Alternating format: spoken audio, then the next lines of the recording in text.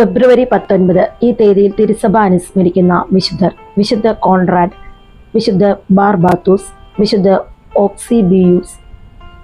വിശുദ്ധ കോൺറാഡ് 1290 1354 കാലഘട്ടത്തിലാണ് വിശുദ്ധ കോൺറാഡ് ജീവിച്ചിരുന്നത്. ഫ്രാൻസിസ്കൻ മൂന്നാം സഭയിലെ അംഗമായിരുന്നു വിശുദ്ധ കോൺറാഡ്. പിയാചെൻസായിൽ വളരെ കുലീനമായ ഒരു കുടുംബത്തിൽ അദ്ദേഹം ജനിച്ചു. ചെറുപ്പത്തിലെ വിവാഹം കഴിച്ചു. ദൈവഭയത്തിൽ ജീവിക്കാൻ നിരന്തരം അദ്ദേഹം പരിശ്രമിച്ചുകൊണ്ടിരുന്നു. നായാട്ട് അദ്ദേഹത്തിൻ്റെ ഒരു വിനോദമായിരുന്നു. ഒരിക്കൽ തൻ്റെ സേവകരോട് കുറ്റിക്കാട്ടിൽ ഒളിച്ചിരുന്ന ഒരു കാട്ടുമൃഗത്തെ വെടിവെക്കുവാൻ അദ്ദേഹം ആജ്ഞാപിച്ചു. വെടിയുണ്ടയേറ്റ് കുറ്റിക്കാടിന് തീപിടിക്കുകയും കാറ്റ് നിമിത്തം തീ പടർന്ന് അടുത്തുള്ള വയലുകളും വനങ്ങളും കത്തിയെരിയുകയും ചെയ്തു.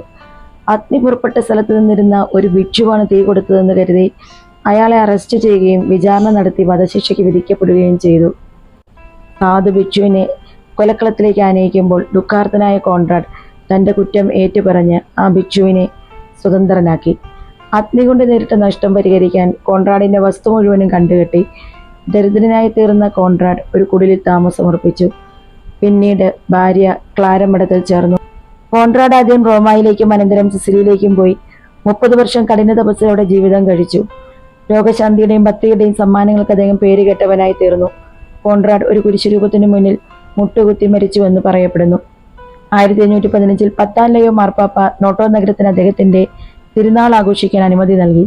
8-ാം ഉർബൻ മാർപ്പാപ്പ പ്രസ്തുതാവകാശം ഫ്രാൻസിസ്കൻ സഭയ്ക്ക് മുഴുവൻ അനുവദിച്ചു.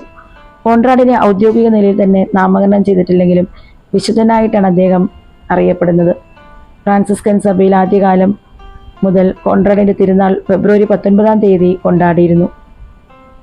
ഹെർണിയയ്ക്കെതിരായിട്ടുള്ള രക്ഷാധികാരിയായിട്ടാണ് തിരുസഭ വിശുദ്ധ കോൺറാഡിനെ അംഗീകരിച്ചിരിക്കുന്നത്. ഇന്നേ ദിവസം നമുക്ക് ഇങ്ങനെ ചിന്തിക്കാം: വിശുദ്ധ കോൺറാഡ് വിവാഹിതനാണ്. വിവാഹം വിശുദ്ധിക്ക് തടസ്സമല്ല. ഭാര്യയിൽ നിന്നും പിരിയേണ്ട സാഹചര്യം ഉളവാകുമ്പോൾ അതിലും അദ്ദേഹം ആനന്ദം പ്രകാശിപ്പിച്ചു. ദാരിദ്ര്യമാണ് അദ്ദേഹത്തെ തപോജീവിതത്തിലേക്ക് ആകർഷിച്ചത്.